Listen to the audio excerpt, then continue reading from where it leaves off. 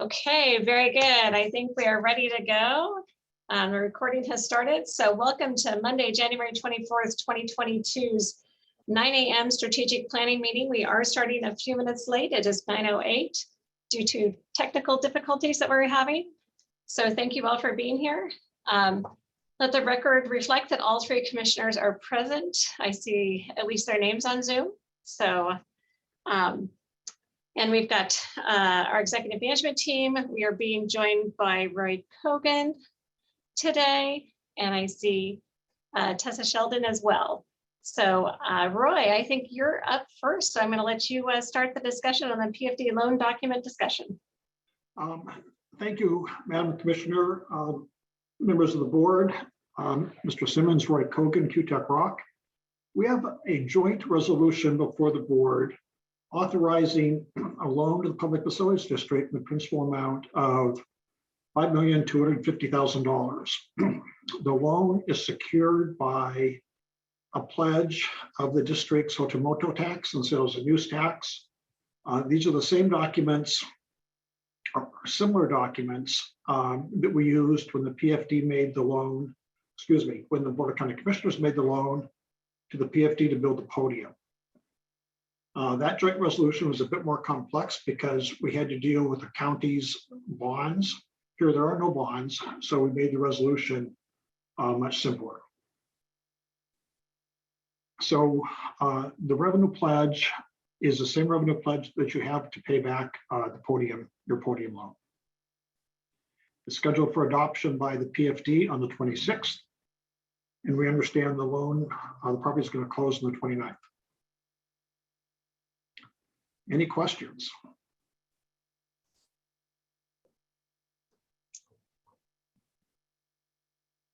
Any questions for Mr. Kogan? Mr. French? Yeah, Roy, the last time I talked to the folks at the PFD, they said that the closing was scheduled for tomorrow. Has that been pushed out then, or is the PFD using their own loans or funds to close tomorrow, and then we're basically providing the financing to back that up? Mr. Commissioner, I don't know the answer to your question. The date I heard was the 29th. That very well may have changed. But I do know that the PFD is going to act on Wednesday at 12:25. Okay. All right. Thank you. So then is it the intent that this will be on our 2 o'clock agenda tomorrow? Roy? Yes. Okay. And the resolution, thank you. And the resolution has been reviewed by the PFD's bond lawyer. They've confirmed all the numbers and the pledge. So this has PFD bond council approval and concurrence. Okay. Very good. And so that that resolution will be on tomorrow's 2 o'clock consent agenda. Any other questions for Mr. Kogan? Thank you very much. Okay, thank you very much, Roy. We appreciate all your help in getting this taken care of. Have a great foggy Monday. You too. Bye-bye. Well, with us being a little delayed and that going very quickly, we are going to be ahead of schedule. So I don't know if Mike Burgess is available, and this is where it's going to be hard with me not in the conference room to see.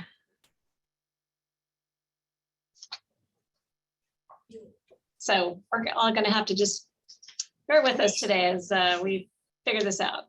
Commissioner, Mike's not on yet, but we have gotten the conference room up and running now. Oh, you have? Okay, then maybe we will take just a short 5-minute recess while I then move from my office into the conference room, so that way we can, I can be with the people that are monitoring the computer. So I'm going to sign off here and then join there. So just give me 5 minutes to make that switch. Thank you.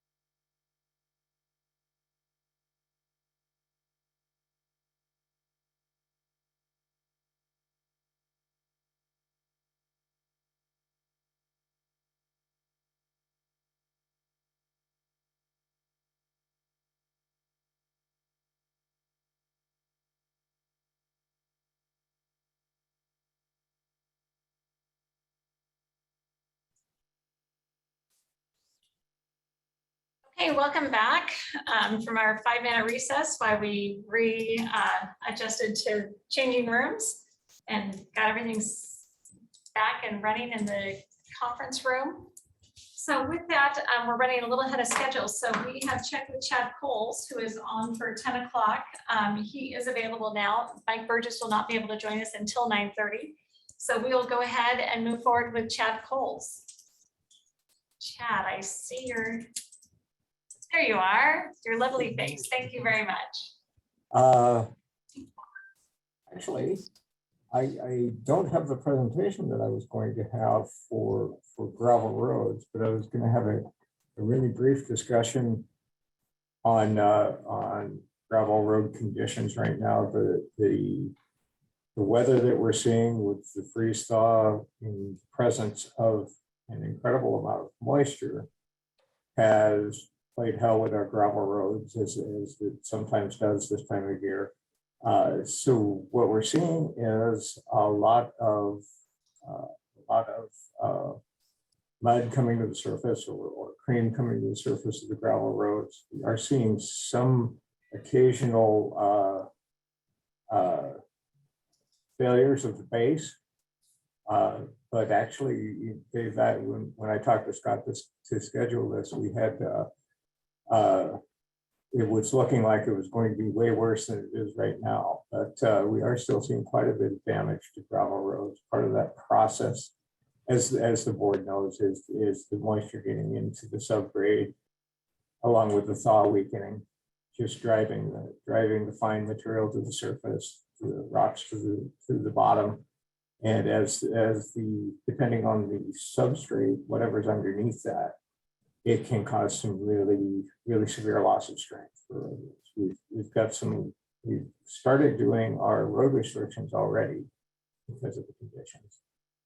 And I just wanted you guys to be aware of it before it becomes an incredible problem for us. Hopefully it doesn't become an incredible problem for us, but just be aware, remind you of the conditions of gravel roads, the challenges gravel roads go through. Let's see, what else was I going to mention? Oh, we do in extreme. One of the challenges with repairing them this time of year is the weight of our equipment to get there and repair the roadways cause more damage to the roadways if they're unable to carry those loads. So we are very reluctant to go out for anything but severe road conditions. So try to wait on those repairs until springtime, when things dry out a bit, and we can actually do a permanent type. So let's see, Scott, do you have? Did I miss anything in your mind? No, I think just the areas that you can do some light repairs on and stuff. Chad, maybe just give a touch on what the team is doing as they're finding these emerging issues that are occurring out on these gravel roadways. I'm sorry, I didn't catch the last part of that. Just what the team is doing as they're finding these emerging issues that they're able to address on kind of an individual basis.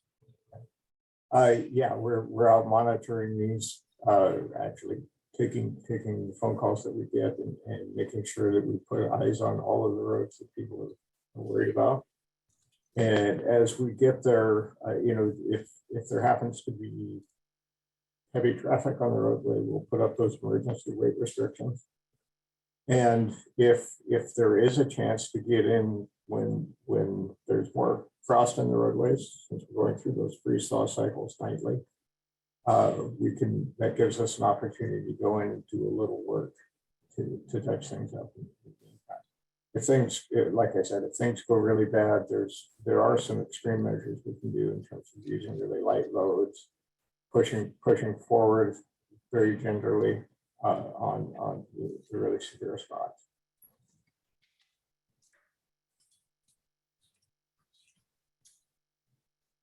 So I guess, Chad, just that until spring, I mean, it's hard to get on those gravel roads due to the heavy weight of our equipment.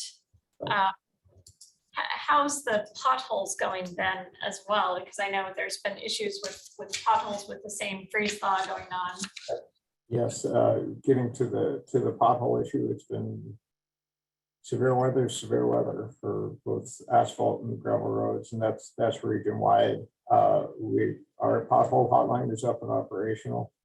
We're responding to those as soon as we can. We've got a minimum of 4 patch trucks out, 4 patch crews out on a daily basis, and actually generally more than that, because we'll specially equip 2 or 3 other crews per district as depending on the need. Our goal is to get there within 24 hours. I'm sorry, 48 hours. 24 would be even better. And we'd like to get there, but what we're telling folks is 48 hours is our goal. But we are seeing, I don't know if you guys noticed, you probably don't look at roads the same way I do as I drive around, but as you drive around, everywhere you go, you see those cracks widening out, moisture getting in there and popping out. It's been a really hard year for roadways. Yeah, well, luckily right now we don't have a lot of rain happening, so at least once you fill the pothole, it can stay better than if we continue to have the snow and rain. Is tough on it. So, so where can our citizens find the pothole hotline? Oh, sure. Let me look it up here. It's on our website. Is it on the Public Works website or is it on our county front page? Let me look at the front page. We may want to have Jared help, get that on the front page so that way citizens know. Absolutely. I can chat with Jared and Not a problem. We'll get it done right now. thank you, Jared. I didn't see it in my quick view there. That's okay. Well, we'll let Jared work on that. So that way it's front and center for citizens to find that and get that. So they can report those potholes. Because I know, the municipalities are seeing them as well. Everybody is seeing them, and it's important for their cars to keep them safe. Yes, I would add to that. We do monitor the pothole hotline all day, but overnight we don't have anybody actively monitoring that.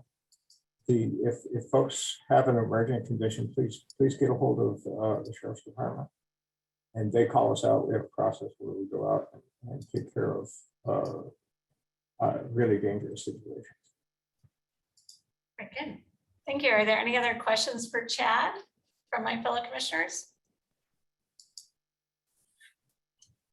Seeing none. Well, Chad, thank you very much for coming on early. I appreciate that. Yeah, oh, no problem. Thank you.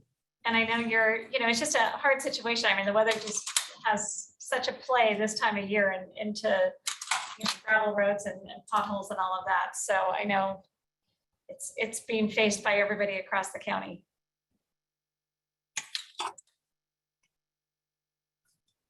Absolutely. Thank you for your time this morning. Hey, Chad, if I could, just another thing to mention for the public, I think it's important to highlight kind of the versatility of your crew during these winter months. While we often think about snow removal and maintaining the roads there, they are doing the pothole repair as the weather allows, trying to maintain some of our other roads. So you have a bit of a Swiss Army knife with the team that does multiple things when it's not snowing outside, that continues to keep the conditions of our roadway in good shape. Yes, thank you, Scott. They do excellent work. Yeah, no, thank you. And thank your staff for all the work they're doing, because I know it's, they are jumping from snow plowing to potholes to everything in between. So appreciate it. Thank you.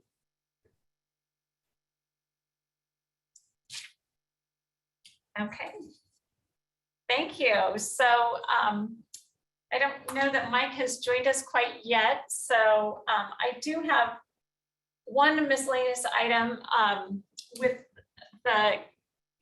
had an executive committee meeting with the health district last Thursday, and it looks like due to just the public interaction at the interviews and trying to have enough space for public, that similar to what we've done here at the county board conference room, that we're going to have to go virtual for the health district interviews, because we're not sure how many public people would like to participate, and having a space that would be large enough, we can't accommodate that right now.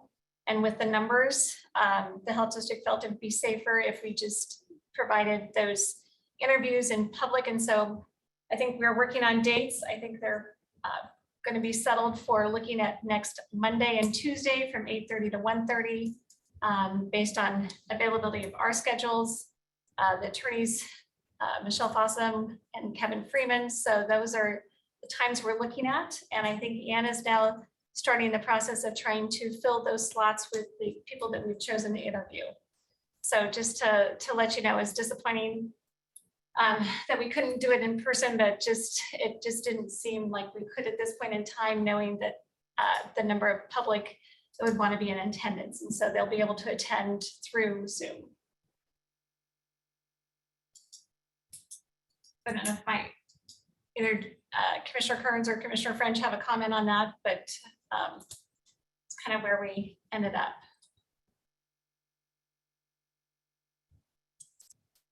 Seeing none. Is there anything else that's miscellaneous as we wait for Mike Burgess to join?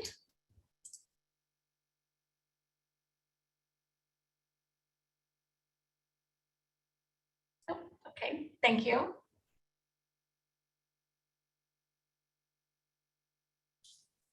Scott, you don't have anything?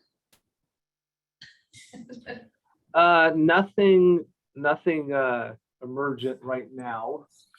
Trying to think if there's anything for the good of the order. No, I think I'm good. Okay. Commissioner French has his hand up, and then I do see that Mike Burgess has just joined us. So Commissioner French. Yeah, so I was hoping that we would be able to have an executive session this afternoon, and to allow for the time on that, I'm wondering if we could move Jeff McMorris up to this morning, since our agenda ends at 10:30. It'd be an hour for him to talk before we broke for lunch. So just a request to the chair. And the purpose of the executive session? To discuss the performance of a public employee.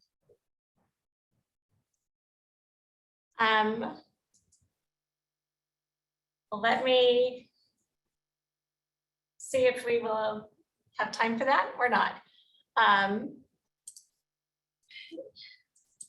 But we have Mike Burgess right now, so we're going to go ahead and move forward with Mike Burgess. Thank you, commissioners. Good morning. I'll just jump right into it, Commissioner Cuny, if that's okay. Yep, that'd be great. Thank you. Okay, Ron, thanks for bringing up the agenda like you always do. I'm going to run through the start of these pretty quickly. Just they're mostly updates other than the last couple. We might want to spend a little more time talking about, and I think some of your staff, I'm hoping Chad Coles is here or was coming here, I hope. So the long-term care tax bills, you've asked me about those the last couple of weeks, just to give you an update. They have moved out of the House and are over in the Senate now. The Senate Ways and Means Committee has a hearing this afternoon on the two of them. Just to review, I don't have the bill numbers memorized, but one of them is what we're being referred to as the delay bill, that would set in place a time frame, delay it for 18 months essentially, and then allow a work group to make recommendations, changes, et cetera, to make it pencil out.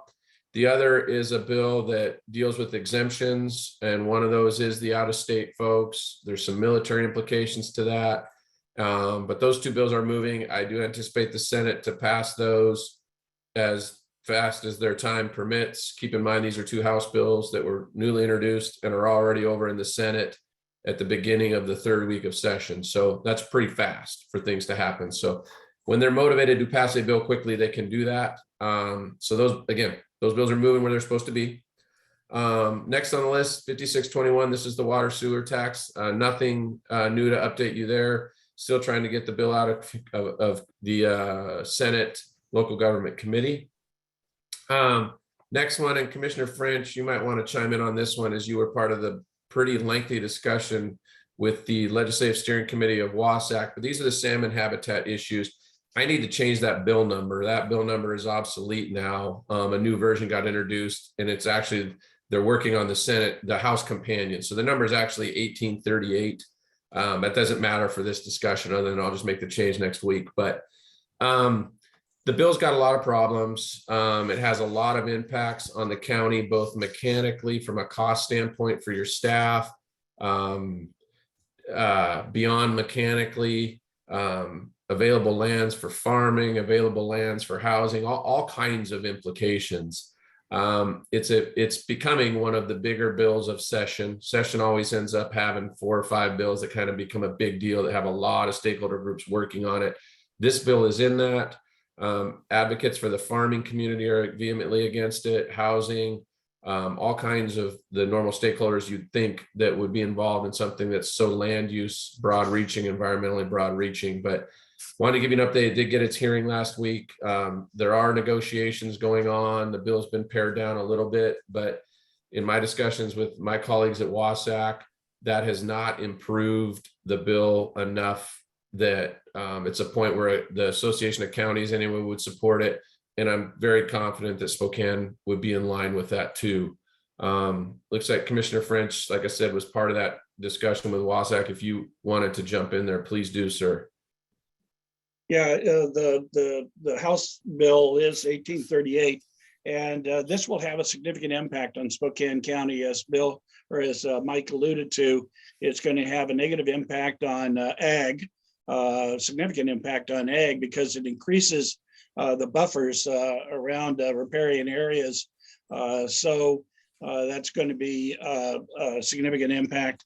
Plus, it basically gets rid of the volunteer stewardship program, and so all of the progress we've made through that will basically be wiped out, and it's probably going to force us to end up going back and changing our master shoreline plan, and so it has some pretty broad implications for Spokane County. And if we do end up having to go back and update our shoreline master plan, there's no funding available in this bill to pay for that cost. So that's a unfunded mandate on its face.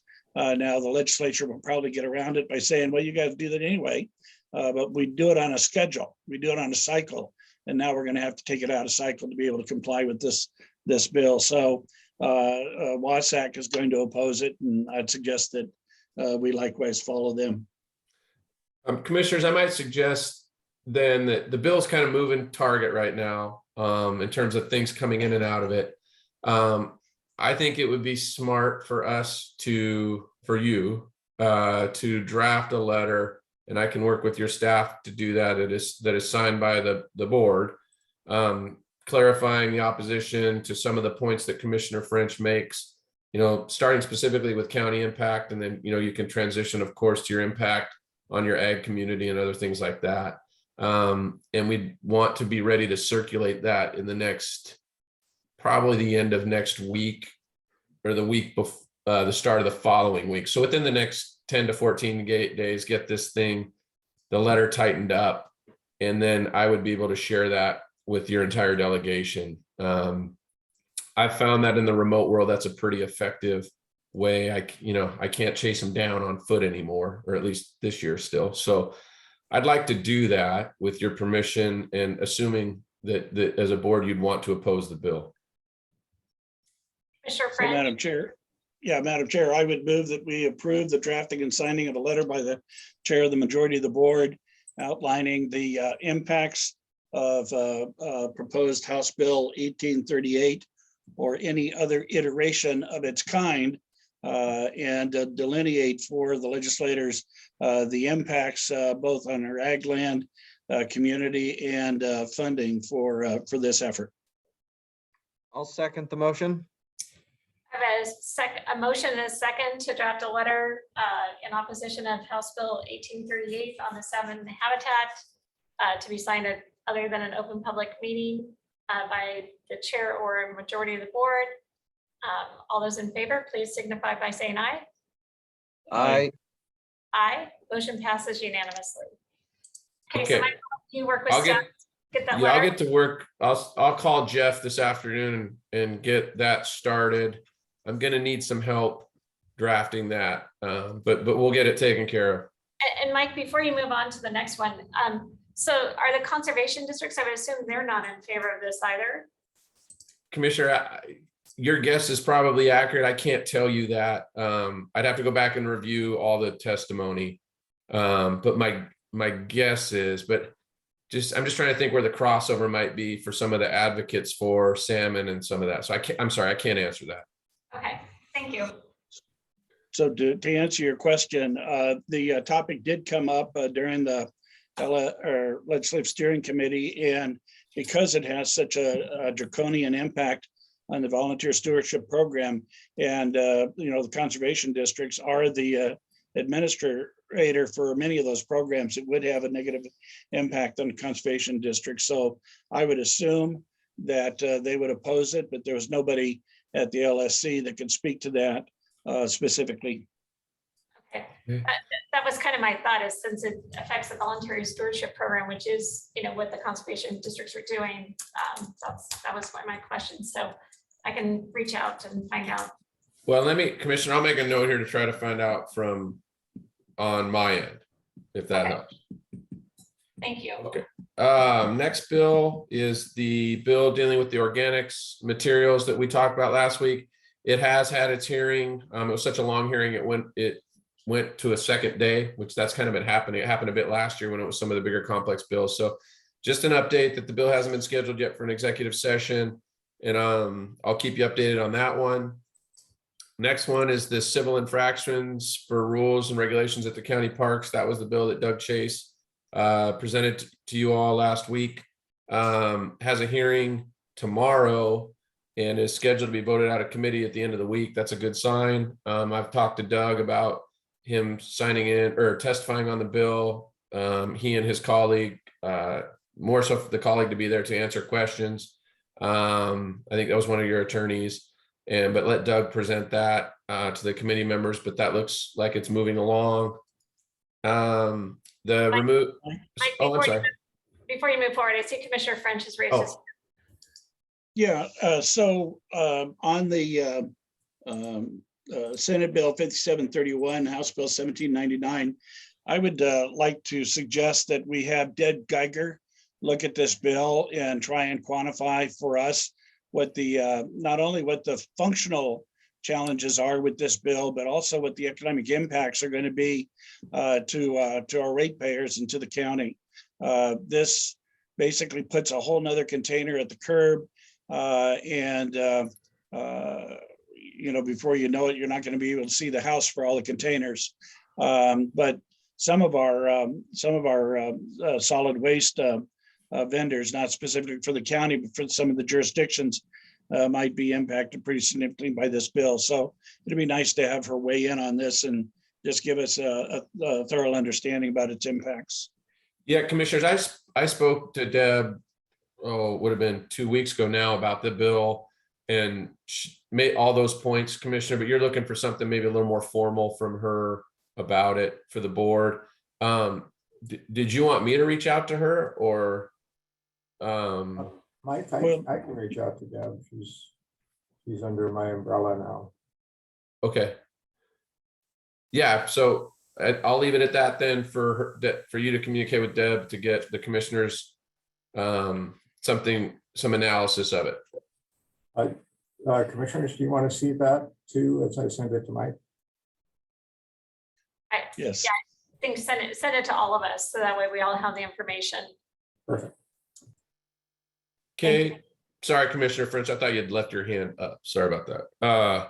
1918, reducing emissions from outdoor power equipment. That was a bill that you all voted to oppose last week that would have pretty decent impacts on your Parks Department's ability to perform their duties, mowing, cleanup, all those things.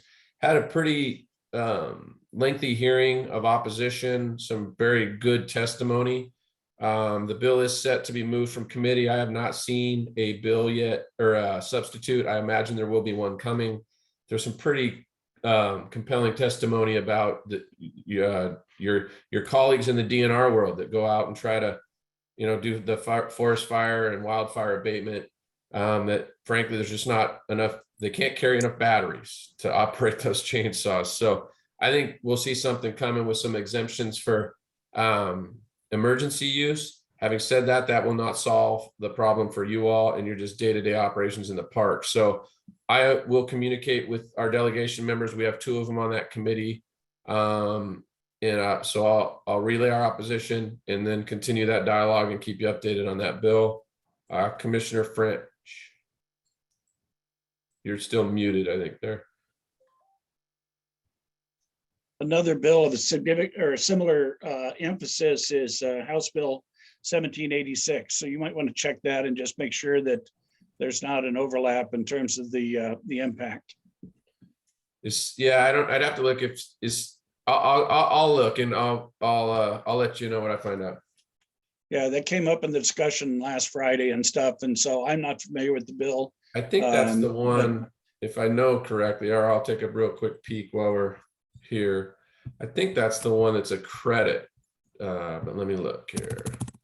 It's not 1786. 1786 is making supplemental transportation appropriations for the biennium. Commissioner French, is it a bill? There was one out there for what I would call homeowner use. So if you had an old lawnmower and you wanted to trade it in, you could get a tax credit. Is that the one you're speaking about?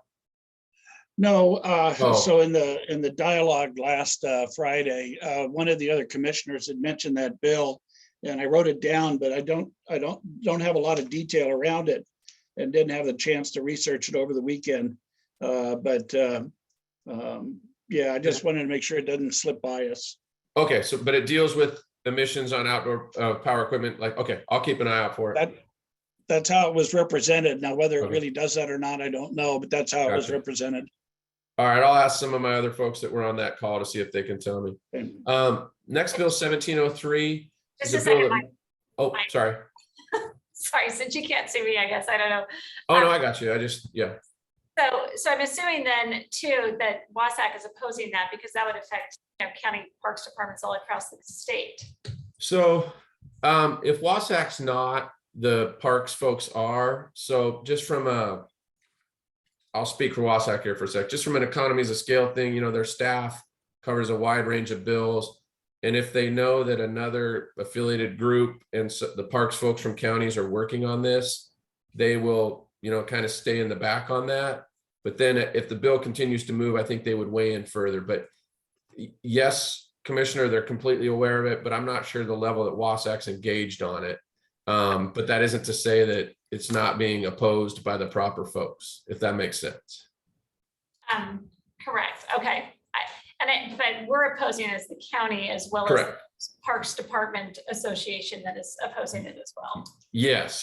And the golf course superintendents and a lot of those types of folks step forward. Okay. So to speak to your issue, Madam Chair, in my notes, the general conversation was that WASAK would be opposing that bill. At least at the very minimum, they'd be monitoring it to take a position. But I think the general consensus on Friday was this is not a good bill for counties.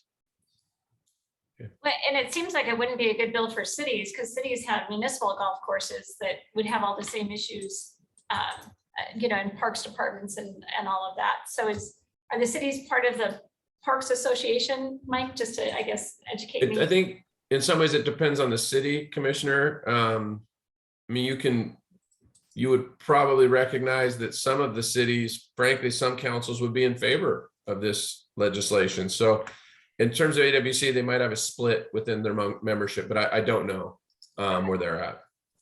Good point. Thank you. Yep. Well, one outcome of this bill will probably end up with much narrower fairways and much taller greens.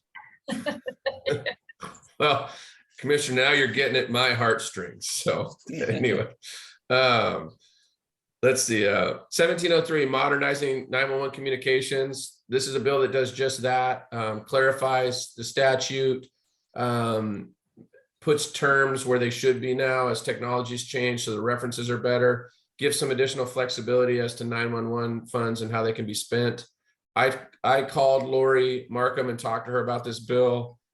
She's completely in favor of it, and I'm not asking you to take any action. I just wanted to bring it to your attention that it was out there. And I think it's a good thing based on the comments from Lori. If you wanted to explore that further, I'd be happy to, but wanted to update you there. The next one, I've got, this is a bill called Broadband Deployment. And this is one of those titles that happens that sounds great, but has some problems for you. And Chad agreed to come on to talk with you a bit more about this, but it deals with the practice of micro trenching. I don't know how familiar you are with that, but Chad, if you want to take a few minutes and kind of talk about this, that'd be great. Yeah, micro trenching is a process for placing cable under the surface of the ground or roadway. And I don't care about ground, but roadway really bothers me. It's essentially a giant saw that will make a slit trench that's essentially anywhere from 2 to 4 inches wide, 4 to 26 inches deep. So if you're looking at that, the challenge with that is one, that's for us, that's not deep enough to place a cable, particularly a fiber cable, because they're exposed to road surface maintenance issues. You know, if they get down 2 inches, oftentimes our work will go down 2 inches, even to repair a pothole. So we could tear up a cable just doing that. The second issue is there's no way to backfill a trench that deep and get it to hold up. It will, as you cut down, you're disturbing all the material next to it. It sloughs in and you get a depression. And now we have, particularly as we talked earlier in the day, a whole bunch of cracks on the surface of the road that we spent all that money building. So that's, in a nutshell, that's the issue. I do have a letter from the Association of Washington County, or Association of County Engineers, that I will forward to the board. It's a take on a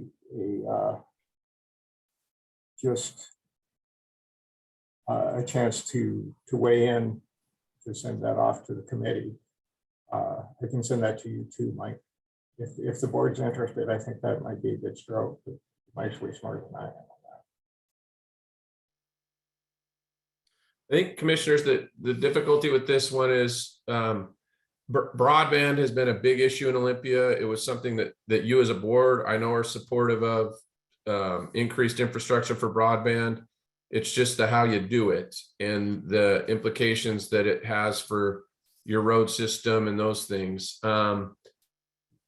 Axel Swanson is the lead for the county engineers, really sharp guy, and he and I have been talking about this quite a bit.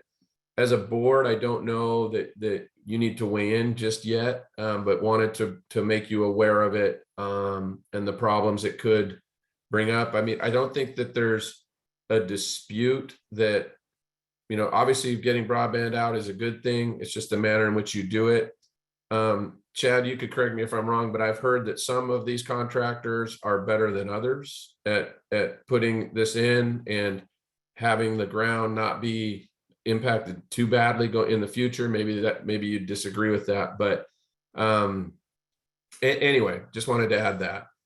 No, you're right, Mike. There's ways that this can be done. It's just that the way the bill's written, the agency's put in the position of justifying any restraints that we put on the contract. It's backwards. We have rules and procedures in place on how to put stuff in the roadway, and they should follow those.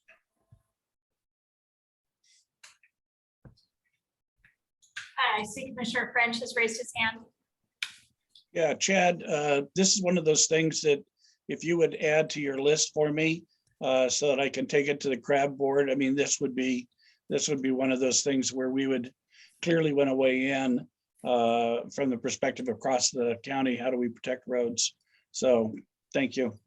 Absolutely. Yeah. Commissioners, it's scheduled for a hearing this week. I mean, it might be prudent to, let's get through the hearing, kind of see where things are. And my colleague that's working this pretty closely, check back in with him and see what, if I want to bring it back to you, I don't want to take your time if there's a bill that's not going to move. And so maybe get a better assessment that way and then weigh in at that point if that's the board's desire.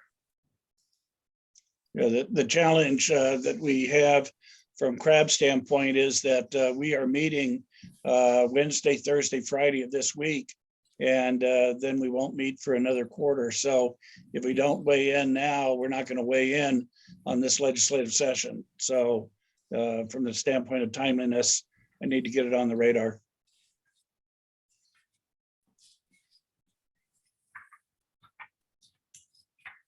Okay, I would agree with that.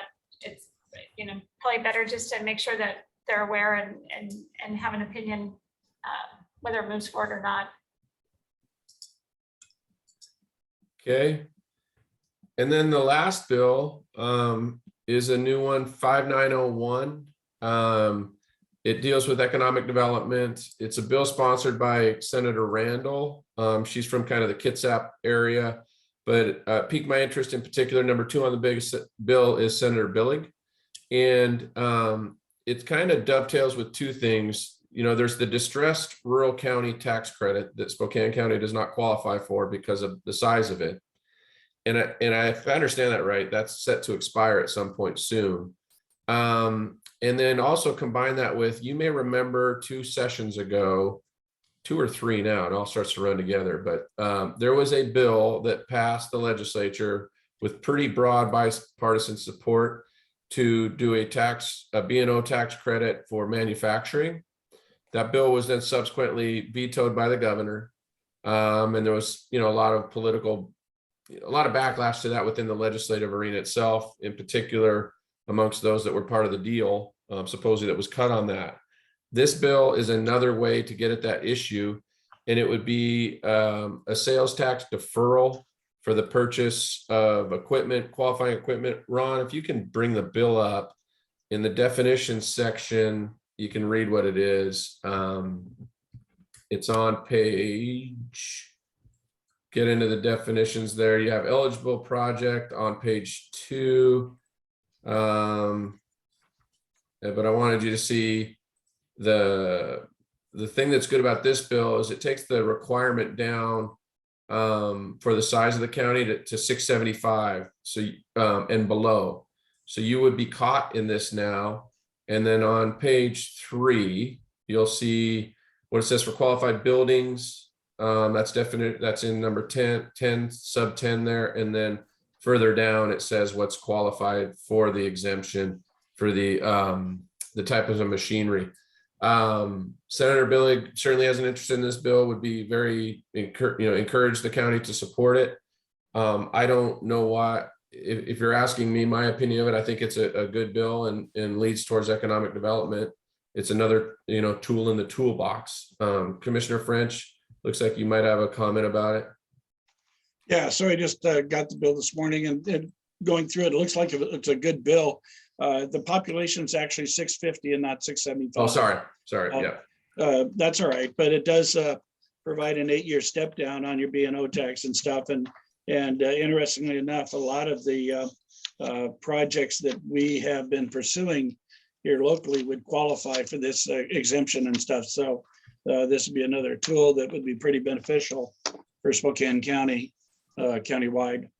Okay. So I haven't had, obviously I'm just seeing this, so I haven't had a chance to really look at it. So Mike, so what is this actually doing? So what is the rebate?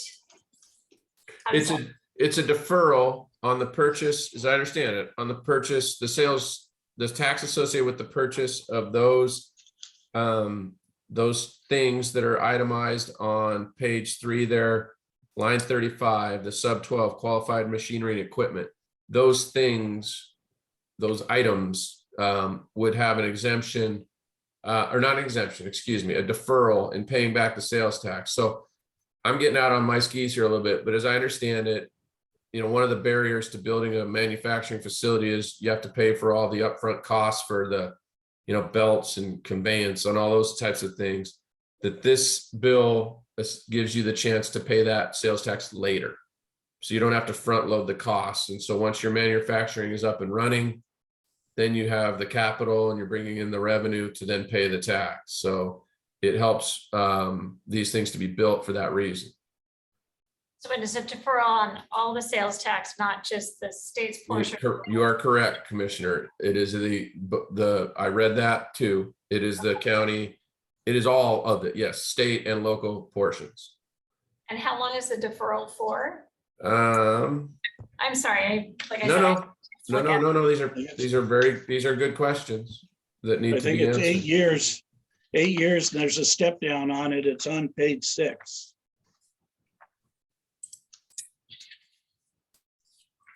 Yeah, there's the ramp down. Commissioner French is correct. So Mike, do you know if the intent is to take away the sales tax exemption for warehouse stacking equipment? I don't, Commissioner, I'm sorry. I can find out. Okay. Yeah, so the state currently offers a sales tax exemption for warehouse stacking equipment. And so that's a tool that's used quite heavily since there's not much else you can get from the state. And it would be interesting to see how this marries up with that exemption. That's a complete exemption on sales tax as opposed to deferral. And so. But I think there, Commissioner, wouldn't the crossover, the bill is silent on that, to my knowledge, as I read the bill. And so it shouldn't impact that sales tax. This would be the other things that don't meet that definition, but meet that definition that was on page 3. Okay.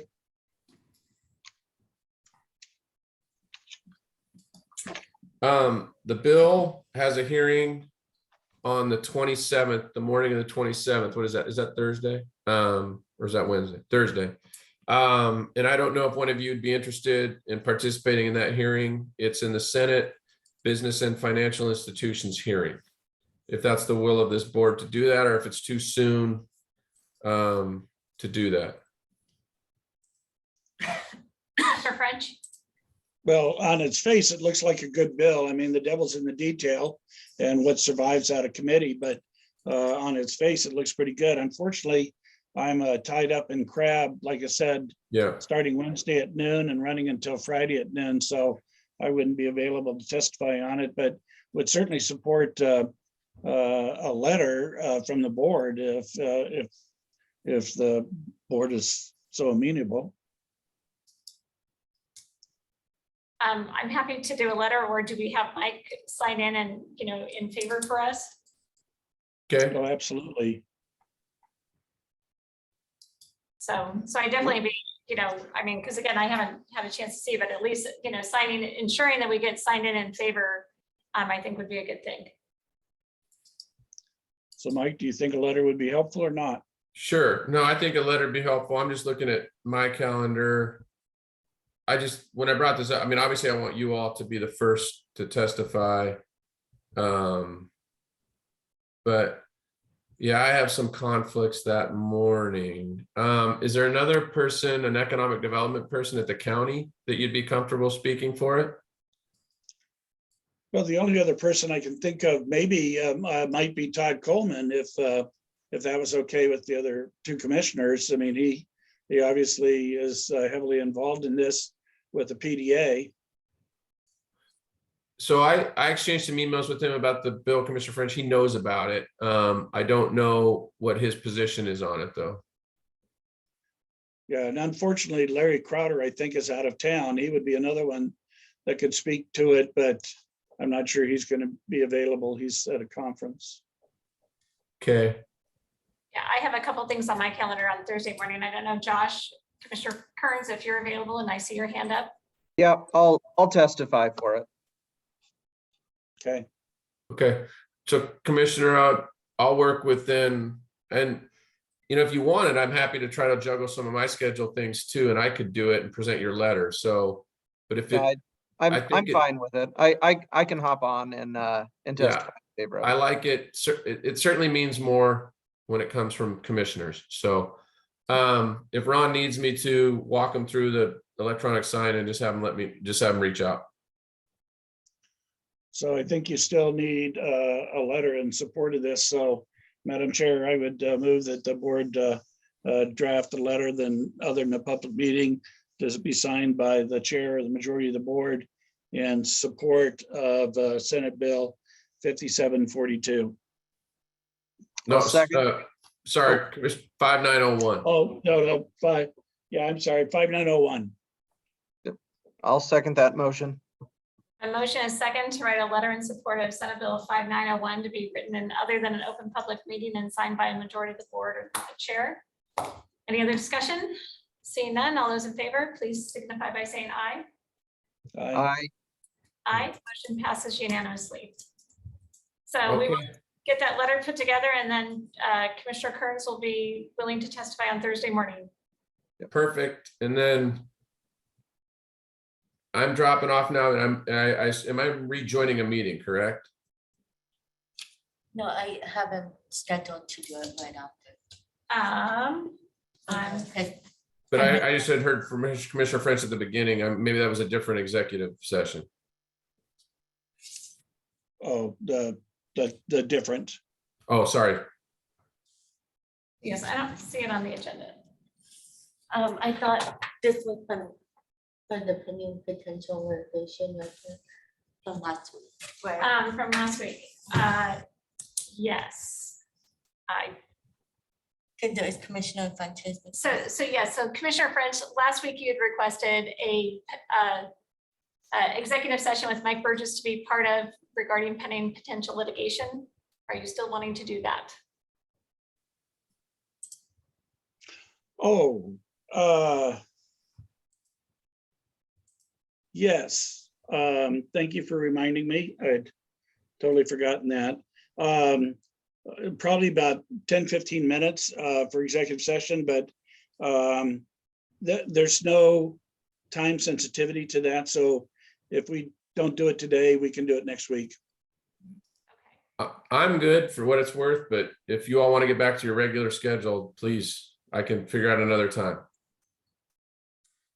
Well, we've already done Chad's update, so we could go into executive session at this point in time to do that and come right back out into our regular meeting. Okay. And then, so I need to redial back in right with the other link, which I will do. Correct. So, Okay, I'll be right back. okay, and we'll be there in a second. But so at this point in time, we are going to go into, and Commissioner French, how long do you think that's going to take? Oh, 10-15 minutes at the most. And pending a potential litigation would be the topic. Okay, for the purpose with Mike Burgess. Yes. Okay. So I'm going to say 10 minutes, just see if we can stay on track that way. Okay, so we're going to go into executive session to discuss pending and potential litigation. It'll be the three commissioners, our executive management team.